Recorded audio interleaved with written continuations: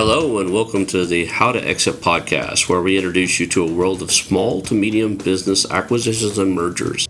We interview business owners, industry leaders, authors, mentors, and other influencers with the sole intent to share with you what it looks like to buy or sell a business. Let's get rolling.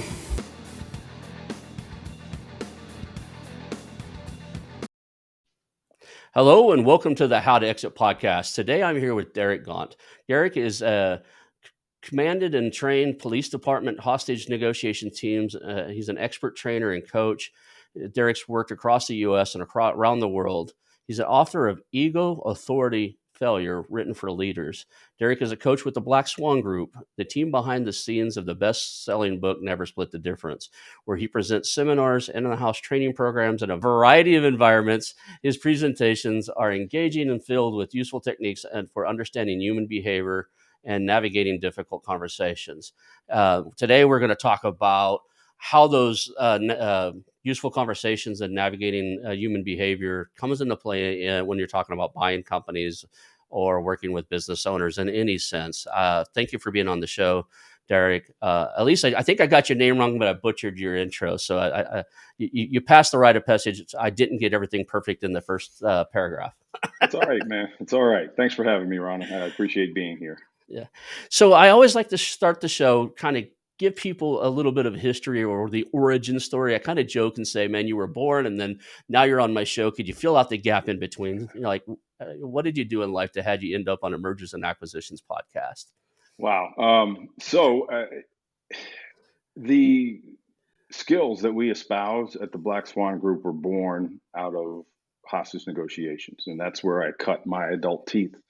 I spent most of my 29-year career as a part of hostage negotiations team. So walking you through it, I started my career in 88, became a negotiator in 97, team leader in 2001, team commander in 2004. And that's the position I held up until the time that I left. And in that time, I met Chris Voss right around 2000, 2001, when he transferred from the New York field office to the FBI Academy down at Quantico, which is where their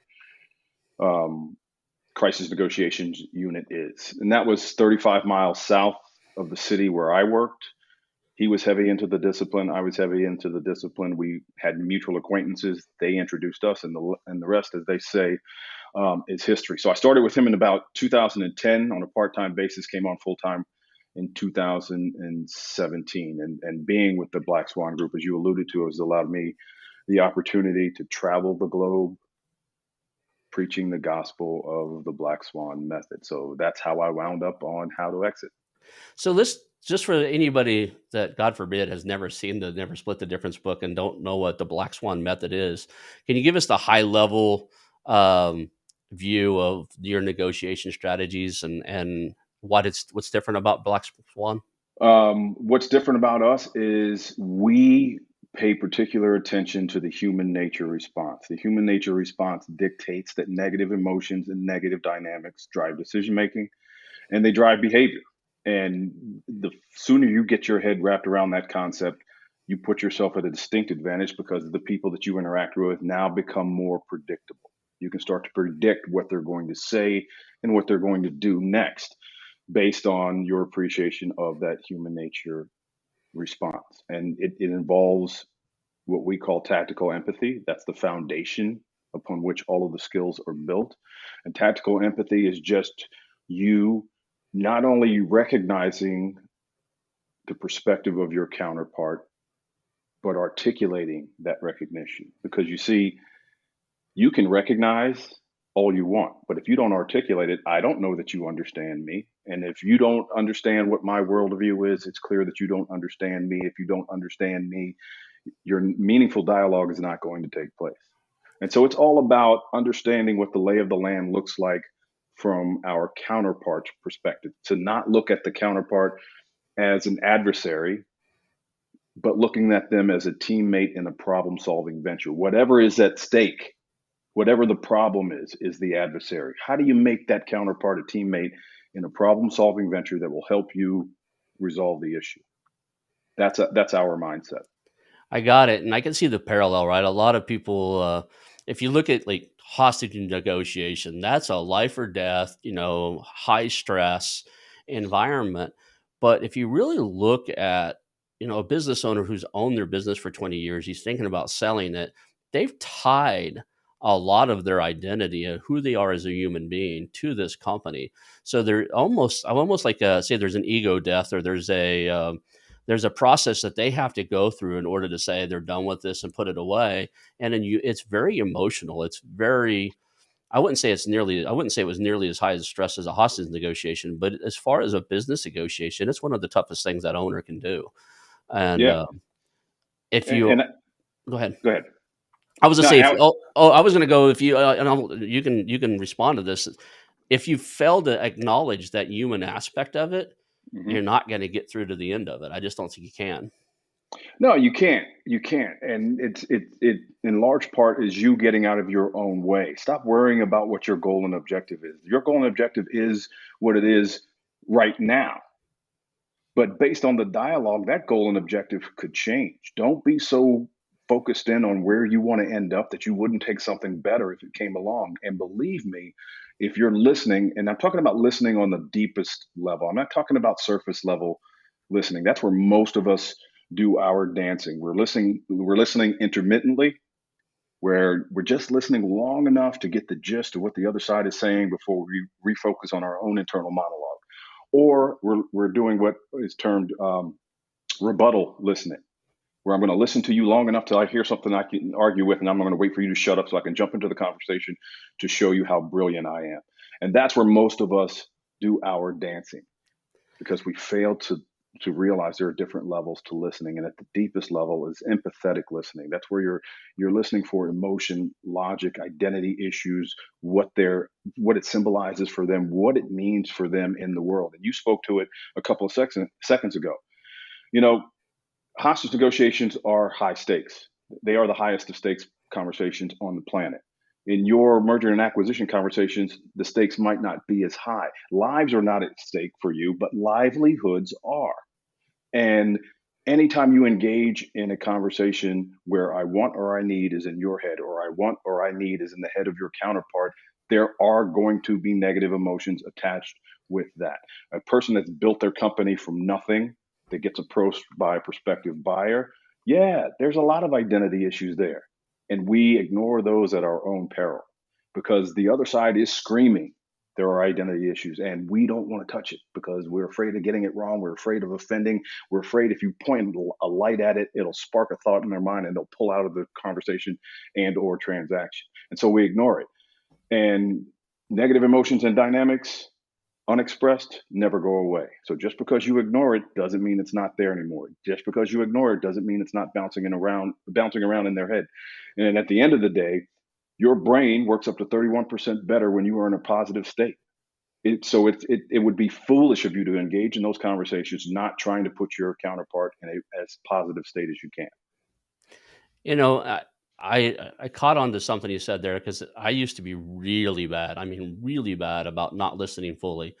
I mean, within a few seconds of somebody speaking, I was already engineering like this, this response, and it was on. I'll admit right here on the show is from my own insecurity of wanting to be the smartest guy in the room, Hmm. having to give that up enabled. And before I heard about the Black Swan Group, I did a program that helped with communications and helped with listening. And one of the things that the lady said is, in order to stop your own voice in your own head, what she wanted me to do was to repeat every word that person said in my own head as they were saying it. And it's a temporary fix because it shuts off your ability to just start formulating your response. So I use that now if I catch myself keep going off on like what I'm going to say next. I just start repeating what the person's saying to me in my own head until I can actually go back into a mode of listening without having to do it. So Yeah, and probably an easier hack for you, because that's very difficult to do, to try to repeat the words in your own head as they're coming out of the mouth of your counterpart. An easier hack for you guys would be just stay curious in the conversation. Assume that you have something to learn. Assume that you don't have all the answers, because the reality is you don't. And if you go into a conversation making up your mind, I'm going to say this, I'm going to say this, I'm going to say this, I'm going to find out what their logic is, I'm going to poke holes in their logic, and I'm going to bring them around to my side. You're preparing yourself for what you want to say, when in reality you should be preparing yourself for what you should be listening for. When you make up your mind where you want to end up, you have blinders on, and you're going to miss things that are important to you. And as I mentioned earlier, um, don't be so sure about what you want that you wouldn't take something better if you came along. Everybody that you talk to is hiding information from you. How do I know that? Because you hide information from people. And if you're doing it, you better believe they're doing it on the other side. So think about this for a second, Ron. If you've made up your mind where you want to end up at the end of any negotiation or difficult conversation, and you're married to that to the point where you're just being rigid, you're doing so knowingly and intentionally based on incomplete information. How crazy is that? It's insane, but we do it. I mean, on a Yeah. day-to-day basis as human natural behavior, we live our lives doing that to other people. Um, I honestly think that one of the fallacies in human behaviors, we're never really taught how to listen fully, to actually to hear another human being and get where they're coming from before we respond. Yeah, Um, and I there's a variety of factors that play into that. We're in a microwave society. We're looking for instant gratification, and so everything is rush, rush, rush, rush, rush. And with the Black Swan method, we are intentionally slowing you down to speed you up. I love it. The one of the things that a lot of the mentors in this space teach you is it's a numbers game, right? If you want to buy a business, you've got to go out and talk to 100 business owners, qualify maybe 3 to 5 of those, have deeper conversations with them, and then one of those will close. And I think the reason is a lot of it is that misaligned um and expectations, right? I think that really happens in a lot of these. If you're playing the numbers game, you're trying to talk to 100 business owners so you can get close on 3 and close 1, is there's a pretty good chance you're not taking the full um you know listening of the other individual. You're not hearing what they're trying to get to and what they're trying to achieve. People will tell you exactly where they're trying to go and what they're trying to achieve, even if the words never come out of their mouth. You're going to pick up things. Do not ignore what your subconscious is telling you about the circumstances, about the conversation, about the environment. Your subconscious, your intuition it's kept us alive for thousands of years. Pay attention to it. It's never going to let you down. Your subconscious brain processes 20 million bits of information, I'm sorry, bytes of information per second. Your conscious brain only processes 40. That's you picking up data from the other side that you are unaware of. And so when you slow down and listen to your subconscious, you're going to pick up on the signals that are telling you. I grow so weary about this term, all of a sudden, unexpected, out of the blue. Let's talk real estate for a second. 3 months, 4 months working with a client, you're a week outside of closing, and all of a sudden the client wants to bail. And you're pulling your hair out, going, all of a sudden, I can't believe this, how hard I've worked all of these 3 months. And now all of a sudden he wants to pull out. It's not all of a sudden. He was sending you signals throughout the entire 3 month interaction that you failed to or deliberately ignored because of what? Fear. Fear being a negative emotion, single biggest driver of human decision making and behavior. You were afraid of losing the business. So you ignored the signs. And then ultimately the deal blows up. So my point for that ramble is you're going to pick up signs. Don't ignore the signs. People have a hard time articulating what's going on with them on their side of the table. And so they don't always say it, but it'll manifest itself other ways. And it's as much a part of their communication as anything else, as any word that would come out of their mouth. They're looking for you to pick up on those red flags. And when you don't, the deal falls through. I get it. We were working on a big project last year, and usually where we were doing what's called a roll up, where we're buying multiple companies in the same industry. And usually the CEO and myself, I was the chief marketing and sales officer for this roll up. And we'd have at least two of us on each of the calls because it helped with the conversation. But Smart. what I tried to do is train everybody. If you're the second on the call, like if you're not, like if the CEO was on the call, usually he carried the conversation. My job was to not have, just like right now, it's just me and you, we see each other. I'd have the Zoom call set where I could see everybody in the room, right? So, but if you're the speaker, you're engaged in the conversation, you're thinking of what your next question is. A lot of times you miss that stuff. So, Absolutely. we uh, we Absolutely. we try to train the second guy to be what we refer to as the dedicated listener. So, That's very smart, and I don't know if you picked that up from the book or not, but that's the same way that we're training our corporate clients and individual coaching clients. Is that if you can control the environment, you shouldn't go into these conversations by yourself. Because to your point, if you're talking, you are a human being, which means you are going to miss things. And that secondary person is there primarily to pick up the things that are important that you may have missed. So the kudos to you. I definitely got it from the book. I'll tell you, I took the book to heart so much so that we have a school here where we teach real estate investing. And I used to teach the course on negotiations. And after going through your book, going through the footnotes of it, studying it from every angle I could get to, I don't think I know I haven't went down to the course. I'll probably schedule that this coming year. I was getting ready to do it when I was doing the mergers and acquisition stuff. Then COVID hit, and if it wasn't online, I didn't do it for a while.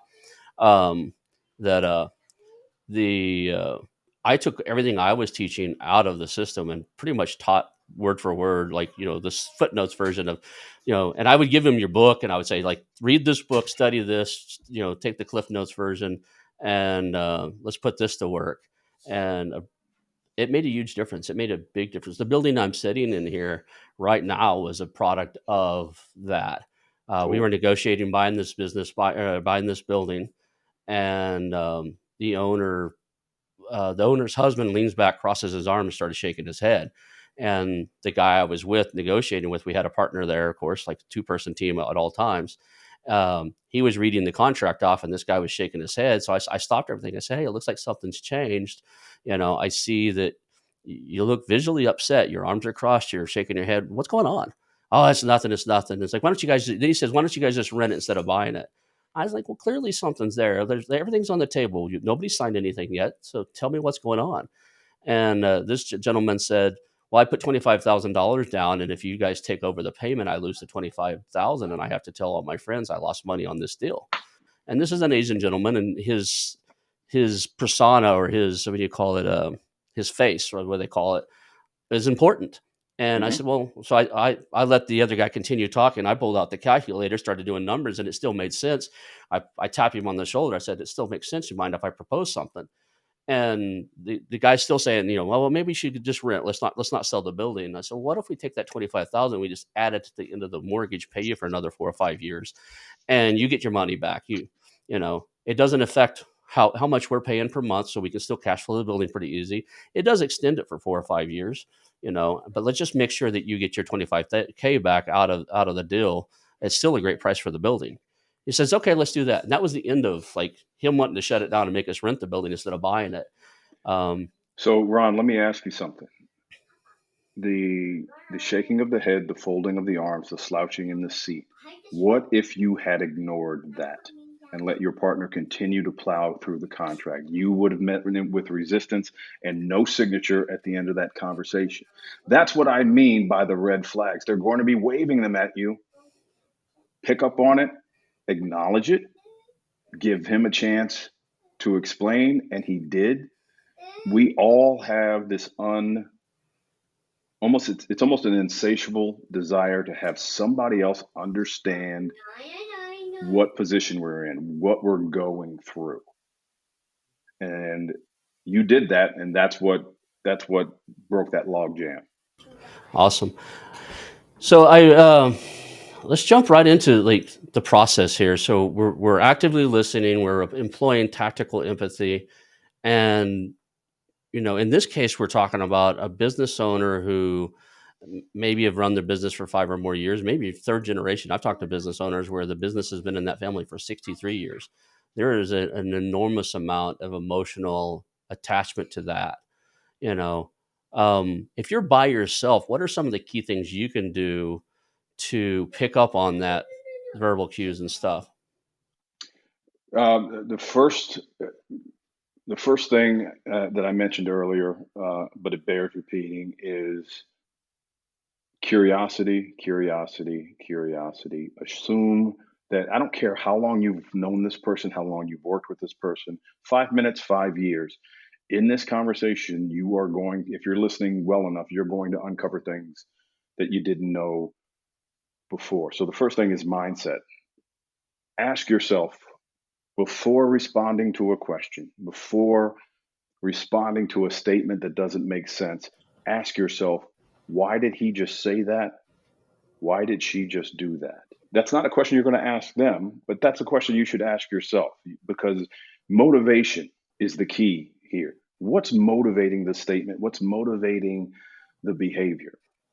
And if you're going to stay curious, the curiosity will help you uncover those nuggets. We call them black swans, those little pieces of information that if you uncover is going to dramatically change the course of the conversation and the ultimate outcome.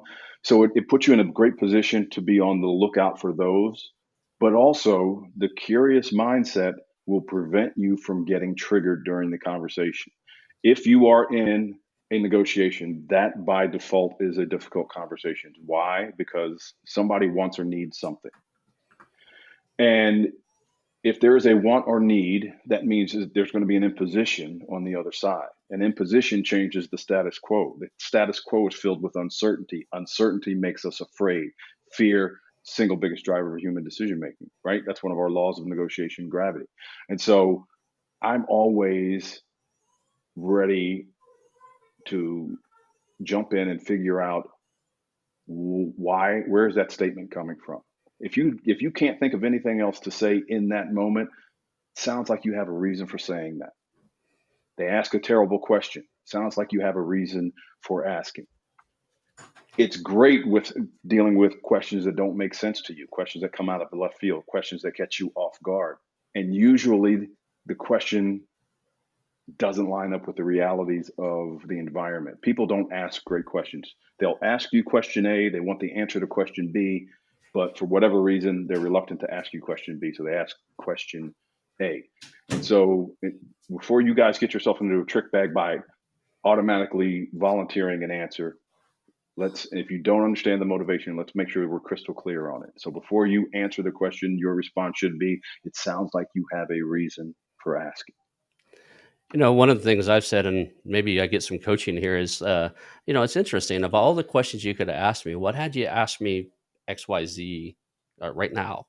And it's kind of somebody says something out of the blue and along that lines, I fire. That's my canned response typically is out of all the questions you could have asked me, what had this question up here? Is there a better way to That's not approach that? Or no, that's not bad. That's not bad. And now, if you notice, the difference between what you said and what I said is that I put it into label form, which is one of our techniques, and I do that largely because there's a full third of the population that doesn't like direct what how questions. You can start to actually shut them down if they feel like they're being interrogated. And so a label with a little bit of mental acuity can be turned into a question. And so what you said was tantamount to what I said, except you used the word what, and I just said it seems like. We are moving, since the book was published in 2016, we have been moving further and further away from asking direct questions in order to uncover information for that reason. And we're using what and how questions primarily to shape people's thinking, to have them get into a problem solving mode, to engage their critical thinking. And so when we want to start to talk about what the next steps are, we're going to what and how those next steps to death. And that's usually at the back end of the conversation. On the front end of the conversation, we're trying to allow them to express all of the negative emotions and dynamics that they have associated with this conversation. And so we're using labels to defer. And we sequence the conversation like that because people are incapable of deep thought if they still have something they need to get off their chest. And so that's why you hear us use phrases like deferring to the other side, subordinating yourself to the other side, putting your goals and objectives on the back seat until such time in the conversation when it's time for you to share information with them. And what that does is that's the first steps towards tactical empathy. One of the most one of the strongest components or characteristics of tactical empathy is that it encourages reciprocity. I'm going to do it first because I'm going to call it in when it's time for me to make my ask or draw my line in the sand or present my case in chief. The only thing I know about hostage negotiation is the BS we see on TV, right? And they may be Mm, close to right or wrong, but I've got this like image of very short, brief conversations that you have. Like you call them and you're on the phone for 45 seconds to a minute and a half, and then you get off the phone, you have a chance to analyze it and stuff. What is it like in real life? I mean, do you actually have mm. longer, deeper conversations with these individuals, or how does it? Or is it? Well, I'm going to give you the standard hostage negotiation answer. It depends. I do. And That's funny. When I asked the question, like, he's going to tell me it depends. and so what does it depend on? If they're actually holding somebody else against their will, I'm going to limit the amount of time that they're off of the phone with me. And so I'm going to keep that conversation going longer than maybe I would lone barricade. Guys in a house threatening to kill him. He's gonna burn the house down, and he's already fired off a weapon. All right. Well, he's by himself. That incident, the dynamics are different. It's got time to cook a little bit, and so we will break contact with a lone barricade often. Have him go to the bathroom, have him get himself something to eat, um, have him calm down, whatever the case may be. And so it really depends on um, who we're dealing with and what the other dynamics that are at play. But it's not, it, it, when they're holding someone against their will, we're not going to break conversation as frequently as we otherwise would. So the reason or justification behind my question was, and negotiating buying businesses, a lot of it's done right now, at least in the beginning stages, and with COVID made it a lot easier on Zoom calls and on the phone. And the first call is usually scheduled for at least 30 minutes or often an hour, right? Hmm. And I've caught myself being really well and on track with tactical empathy at the first part of the call, but then you get kind of tied up into a conversation and all your training slips out and you go back to human behavior. Would it be better in that situation where you're trying to, you know, build rapport, understand where they're coming from to schedule shorter calls, or just keep training and get better at having an hour conversation and staying in the conversation, staying in in that listening mode? On your first call, the first call, from my perspective, should not involve a pitch at all. Your first call should be information gathering and the beginning of your demonstrating of tactical empathy. And then you're going to thank them for their time. You got their information, thank them for their time, and you're going to disconnect the call. And that engages that fear, that fear of missing out, that FOMO, right? The fear of loss, right? Because they're fully expecting you to pitch them, and you end that first call and you haven't pitched them.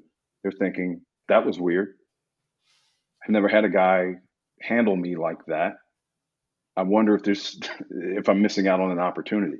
Now you haven't even scheduled a subsequent call. You will call obviously within the next week or two, and the conversation should be more substantive. But the fact that you didn't try to pitch them or close them on that initial call automatically makes you an outlier. You're automatically now viewed differently than every other person who's in the same space as you. And that's what you want. You want to be able to differentiate yourself. Subconsciously, you've done that with your counterpart when you end that 30-minute call and there's been no promise to do anything. And then when you call back, because of that fear of missing out has been initiated, they're more likely to be more collaborative with you in that subsequent call, returning the favor to you, i.e., reciprocity. And so now they're going to be more susceptible, or not, more accepting, I should say, of your pitch, of your ask, etc. So Yeah, that might be why I slip in my old way of being and halfway through the call, because the first 30 minutes I do pretty well. It's like I usually start off, well, tell me about the business, tell me the origin, like, tell me about what you created. And I really kind of I want to hear, and it's from a very authentic point of view. I want to hear how you created what you created, why you created it, and the story behind it, because to some extent that legacy is as important to most Yeah. of these sellers as the money or anything Yep. else, right? Yep. And if I'd never asked that, I've been through deals where I sat with other acquisition entrepreneurs and they never even asked, "Well, how did you start this? Where did it come Yeah. from?" They Yep. jumped in, "Well, show me your balance sheets and everything," and it went nowhere. We never got to third and fourth call. The guy just wasn't interested in working with us, and I would tell the new guy that asked me to be on the phone with him. I was like, "Stop doing that." You know, I I'm honestly sitting there thinking maybe my first call should just be 30 minutes. Like, hey, let's let's spend 30 minutes and figure out where you want to go. Like, what is it you're trying to accomplish? What is, tell me a little bit about the business. Tell me why you started it, and what you're wanting to accomplish here. I love it. And let's just go from there. And in the call at 30 minutes, having some basic knowledge where they want to get to, and then align a second call with helping them get there, right? Whatever Yeah. it happens to be. And Yeah. I'm a big fan of that anyway. I tell people all the time, look, I'd love to get on if you're thinking about selling your business, I'd love to get on a phone call with you or a Zoom call. I can't promise you I'm the buyer, but I've got a heck of a network and I probably know somebody that would be interested in. And I'm generally intrigued by business in general. So I'd love to hear about, who you are, what you created, what you're trying to accomplish with it. And if I can pair you up with somebody, I'll either want it myself or I'll reach out around and figure out somebody that would be a good match for you. And that's how I start a lot of the conversations. But if I schedule for an hour, about 30 minutes into it, I catch myself trying to pitch, right? Well, we'll preserve your legacy. We'll preserve, Yeah. And here's the thing: is I am not advocating you throw your pitches out the window. You're going to have to pitch them at some point, right? It's just where do you do it in the conversation? The sequencing is very, very important. The normal sequencing is I want to go into the room with all of my data and information and to the counterpart and say, here's why you should make this decision. And we get pushback, and then we're left and you're left scratching your head. You're saying, I don't understand why he's pushing back. It's all right here. It's in black and white because you haven't taken the time to talk about, like what you said, legacy issues. It's never about the money. When people tell you no, it's never about the money. It's never about the terms. It's always about what they stand to lose. The example that you gave earlier, it wasn't about 25K. It was how he was going to look to the people that he was associated with. It was about reputation. It was about his status. It was about saving face. And the sooner you get off of the spreadsheet and focus on that first, the quicker you can get back to the spreadsheet.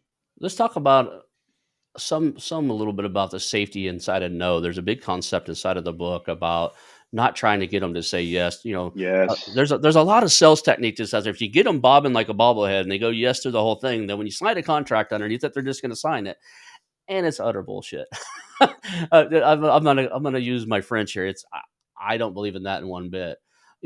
I think the whole time they're nodding head, yes, they're also in their head going, "There ain't no way in heck I'm doing this." Right? That's what this Yeah. doesn't match the language in their head all the time. So never split the difference. The Black Swan Group, you guys teach this.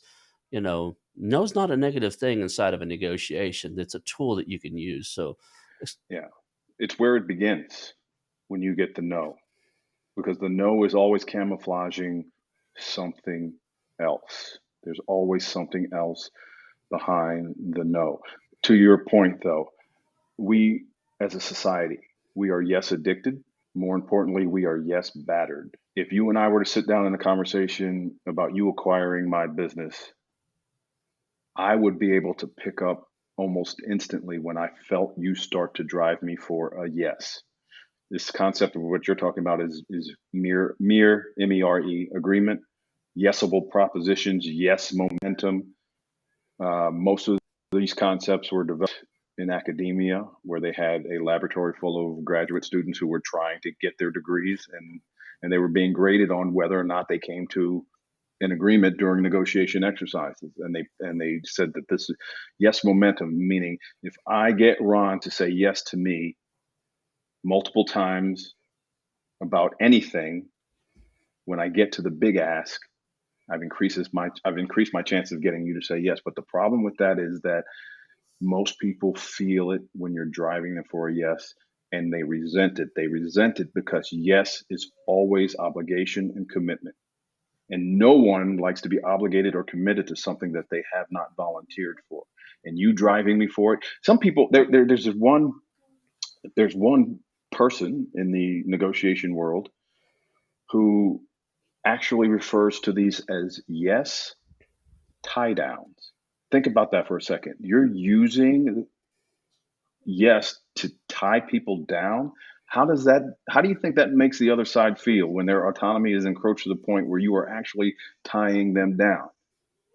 And so any yes oriented question, any question that you could ask where you're driving for a yes, 2 millimeter shift, you can make it into a no oriented question.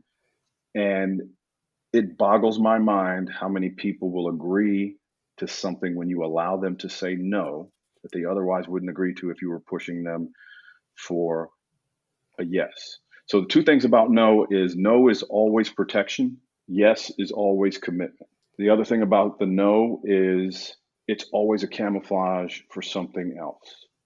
When they tell you no, when they say do this or else, when they say take this out of the contract or we're not going to sign, when they say I need this by Thursday or the deal is off, that all of that stuff is incidental. But to us, when we hear it, we freak out, right? We go back to our people, say, well, we got to take this out of the contract or we're going to lose the deal. No, you're not. And so, no, you don't need to. What you need to do is figure out what are the identity and emotional issues that are attached to that take this out of the contract or I'm not going to sign. What are you missing? On the surface, sounds like that person is under tremendous pressure on his side of the table to get this exactly right. That's what they want you to acknowledge. So do it. And so, no is protection. Yes is commitment. No is always a camouflage for something else behind what's actually going on. Always look for motivation, motivation, motivation. One of the most effective things I ever picked up out of the book was a no thing, and it was on the email sequence. And I, anytime I've set up a first meeting, there's times, many a times where I thought the first meeting went well, and then you're having difficulty scheduling the second or follow up call. My favorite subject line on the email is so I take it you've given up on selling your business, right? Yeah, That, oh no, I haven't given up on selling the business. Oh, okay. Well, I've been trying to reach out to you and schedule the call, but the initial thing is something along the lines, well, have you given up on this deal? yeah, yeah. Perfect. And subject line only. Yeah. Somebody has ghosted you. Subject line only. Have you given up on selling your business? Send it. Don't put Hmm. anything in the body of the email. Now, my caution to you and everybody who's watching is don't send that email unless you're ready to talk right then and there. Don't send it on a Friday and assume that they're going to get back to you on a Monday, because as soon as that thing hits their box, the potency of have you given up on, the words are specifically designed to generate a fast response. Why? Because it's a no oriented question. You want them to say no while agreeing with you. The second thing is no one wants to look like a quitter. No one wants to look like they've given up on anything. So I send that out. Have you given up on X? And I think the longest that I've had a client have to wait was 72 hours. And that's only because the person that she was emailing was delivering a baby. That's what took her so long to respond. Most I people, when it hits their box, are going to call right away. I say I always I'm very cautious when I. It's funny you brought that up because it's very very true. I'm very cautious before I hit the send on that. I look at my calendar and make sure I don't have anything scheduled for the next hour or two, because there's a good chance most of these guys have my phone number by now. There's a pretty good chance he's not going to email me back. He's going to pick up the phone and call That's me right. like right then That's and right. there. Hey, and That's it's right. usually a short call too. It's like, hey, I haven't given up. I've been traveling. I still want to chat with you. Here's my assistant. Have him work and get something on the calendar. Yep. They clear it up right away. And I like the dynamics of it just because I've seen cases where like I'm not going to send that out. I'll send it out next week, and I'll send it out. I'll wait a couple more days, and then the second I send it out, it's back on track. Yeah. You know, And another one that you feel free to use is in the subject line only. It seems like I've done something to offend you, and send it. That one generates a lot of buzz very quickly because they want to get back to you and say, no, it's not you, it's whatever. My house caught on fire. I couldn't, whatever. But seems like I've done something to offend you, or have you given up on, usually generates very quick response. Now, something else that you mentioned that I wanted to touch on before we move on is you end that conversation with the promise of them doing X in a certain amount of days, and a certain amount of days go by, and you don't X has not been realized. Before you end that first call, you want to test, because what you've been given in essence is an agreement. I agree that I'm going to do X in a certain number of days. Even if it's just calling you back for a subsequent conversation, you want to test that agreement at least twice. So you tell me, Derek, I'll get back to you next Wednesday and let you know what my decision is. Before I let you off that phone, I'm going to hit you with a label. So it sounds like next Wednesday is a better time for you. And your response is going to be yes. So it seems like you want to take the weekend, mull this over, and then sometime Wednesday afternoon at the latest, I'll receive a phone call, at the very least an email from you letting me know where you stand. And you get a head nod or a yes again. I'm pretty confident that you're going to follow through, because I've made you, in essence, give me a public promise that you're going to do something. People, generally speaking, not all, but generally speaking, like to be consistent in word, thought, and in action. And so it's going to be harder for you. You're going to be under tremendous internal pressure not to fulfill your obligation.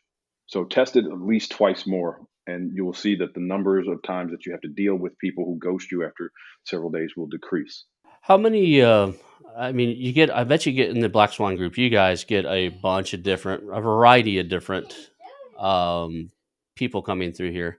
We were talking about you know, the no, and like where where the where we're listening, actively listening to the other person, and getting them to confirm, right, to confirm an appointment to do Hmm. that.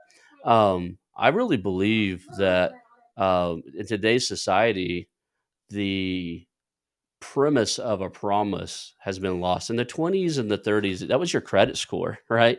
You gave somebody your word, and you didn't. The word got around, the bank wouldn't loan to you anymore. And now's days and time, it's the instant gratification. That's not necessarily true. And I think that the who owns a promise um, has slipped away.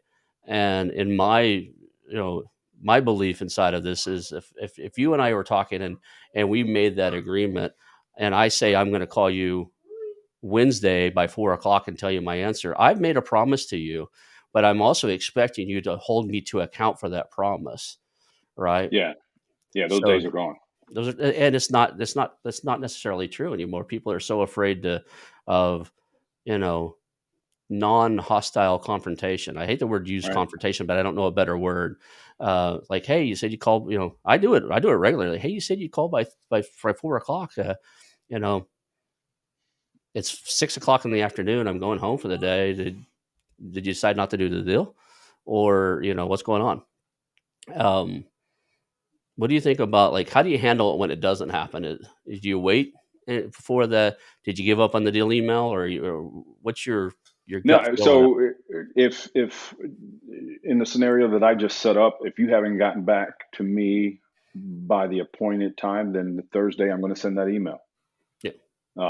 and to try to jumpstart the conversation, at least figure out, what's changed, what has happened between today and Wednesday that led you to not get on the call with me. So I'm not gonna wait too long. If 4 o'clock Wednesday rolls around, I don't have it in my email box, I'll let it sit until the next morning, and then I'll fire off that email.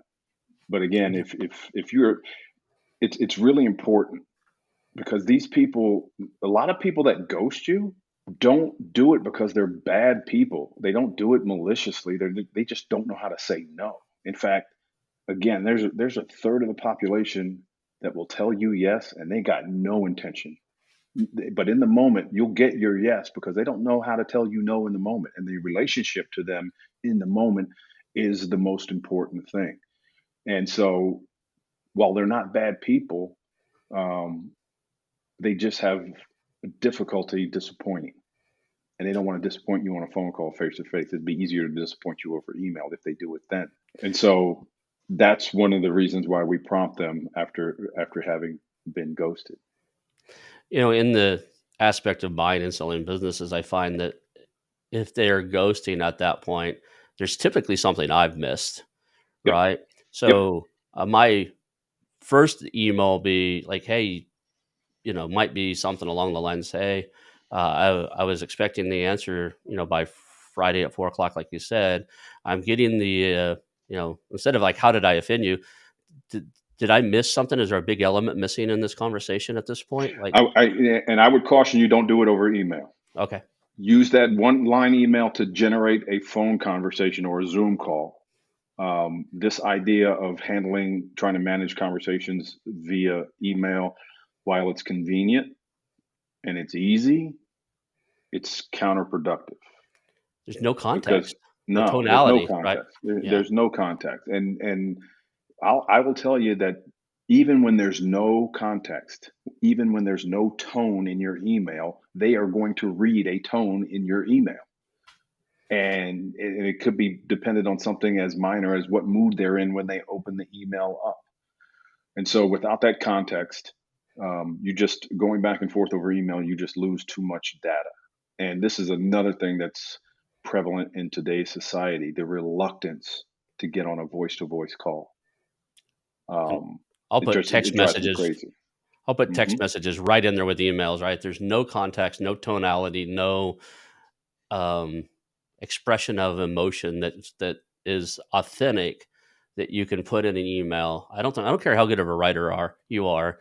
It's Hmm. just it's too flat. It's just there's no dynamics for the context or the tonality, and you know I'll get the number wrong, but that's what is that? That's something 80+% of communication is non written. It's visual, and Yeah, you know it's actually 93%. I knew you know the answer.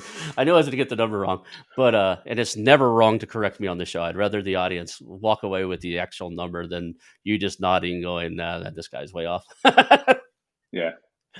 So we're running towards the top of the hour here. I was wanting to kind of get into that use calibrated questions, the how and what. Can we do that briefly? I mean, that's a big topic, but Yeah. So the calibrated questions, we are reserving those for thought shaping, sort mhm. of like the Socratic method. What was Socrates trying to get his students to do? He never answered their questions. He would ask another question to their question to get them to think about what the appropriate response it would be. That's similar to what we're thinking about as far as questions are concerned. You've grown up knowing how to ask open-ended questions, so we don't spend a lot of time training people how to do that, just training them where in the conversations they are most appropriate. And they're most appropriate after you've taken care of the negative emotions and dynamic aspect of the conversation so that you free up their brain. I don't The brain up again works up to 31% better when it's in a positive state, which is why we are going overboard on tactical empathy on the front end of the conversation. And then once their brain is unlocked, unleashed, so to speak, they become more cerebral. Their cognitive ability has been improved. Now I'm going to get them into thought shaping, problem solving mode with what and how questions, particularly on implementation. What is this going to look like going forward? What's the next steps? How are we going to know that we're on track? What do you intend to do if we're off? What is it that I need to do in order to help you convince the people back on your side of the table that this is the right move? Those are all what and how questions designed to get the other side to lay out what the next steps are. Them laying out the next steps means they're more likely to adhere to it than if you say, "Well, here's what I was thinking." And so That's where we're putting our calibrated questions now on the back end of the conversations when we are trying to talk about implementation, next steps, or get some other commitments um, from them. And we're using labels to uncover information. I get it. So I've asked a bunch of questions. We've spent nearly an hour on the show. Is there anything I missed? Or is there any questions out there? Man, we really should have talked about this. You mentioned something earlier where you were talking about someone who says that they want you to reach out to 100 businesses, qualify 3 to 5, and close 1. That's a success rate of 1%. That's a success rate of 1%. And so, food for thought, and I'm not blowing smoke and I'm not patting myself on the back. In the United States, hostage negotiators have a success rate of influencing people into doing what we need them to do of 93%, close to 93%. That is to say, close to 93% of the time that we get called out, we are able to influence someone into doing something that they initially tell us they don't want to do, which is to surrender. And compare and contrast that to 1% out of 100 businesses engaged. That's craziness. And it's not because we're smarter than you guys in M&A. It's because of what I mentioned earlier. We have a keen appreciation of that human nature response. Awesome. Well, I appreciate it. And that leads up to what is it that you, myself or my audience can do for you? Oh, you guys can buy the book, Ego Authority Failure. It's on Amazon Kindle. We've got an audio version out. You don't want to spend any money, go to the Black Swan Group's website, blackswanltd.com, as it appears there on the screen. We have a boatload of free material, free resources on there that'll help you sharpen your blade. I don't propose to tell you how to do your business. You've been doing what you've been doing for years, and you obviously have been successful at it. So you know what you're doing. These are just tools to make what you're doing better, to sharpen your blade, to make you more money, to have you stop leaving money on the table, to have you stop running scared when you hear an objection or a pushback, and really focus on what's driving the pushback. And so make yourself available to the resources, the blog post, the YouTube channel. And then, if the spirit so moves you, we've got live events going on all over the country. Pick one, come see us. You get a lot more interacting with us live than you do via a screen like this. Yeah, you guys got one coming up, I think, on June 6th in Dallas, and then another one coming up in Chicago, right? We've got a 2-day in Dallas on the 2nd and 3rd. We've got a 1-day in Dallas on the 6th. And then, yes, we've got a 1-day in Chicago. And then I think we're going to head over to the West Coast in the fall. So we're bebopping around a little bit now that restrictions have been lifted. I'm going to move to the West Coast here shortly, so maybe I'll pick you guys up when you guys are out there. Oh, moving to because Northern wine country. Yeah. Well, I think the gas is only $8 a gallon there. So it's one of those things. My wife and kids are gonna. I joke around. Everybody's like, "Why would you move back to California? You live in an area that's way cheaper to live." I was like, "Well, my wife said that her and their kids are moving to California, and they invited me to come. So yeah. I probably ought to go." Yeah, I've had that conversation myself. Not about California, but elsewhere. I'm leaving. You can come if you want. I said, all right, I'll be there. I'll be there. So she has family out there. Some of the family would, enjoy our presence, and our kids would be benefit greatly from being able to be around Grandpa and stuff. So Sure. we're going that way. So I appreciate your time here today. I'm gonna let's call this a show and hang out for a couple of seconds, and we'll chat for a few seconds, and then we'll be done. Thanks, Ron. Appreciate it. Thank you. And that's the show, guys. Hey, it's your host, Ronald Skelton. I want to thank you personally for watching the show today and invite you to call our new hotline, 918-641-4150. That's 918-641-4150. Call us and tell us about our show, ask questions, suggest a guest, or even tell me about a business you have for sale, and we'll reach back out to you. Again, that number is 918-641-4150. Call our hotline, leave us some information. Thank you. The Investors and Entrepreneurs Professional Mastermind. The Investors and Entrepreneurs Professional Mastermind combines the traditional peer-to-peer mastermind introduced first in Napoleon Hill's famous book, Think and Grow Rich, with accountability partnering, where your peers help you ensure that you set goals, take actions, and get results. If you want to scale, blow past roadblocks, and achieve success faster than you might think is possible, I suggest you take a visit over to TIEPM.com. That's TIEPM.com and check out the Investors and Entrepreneurs Professional Mastermind.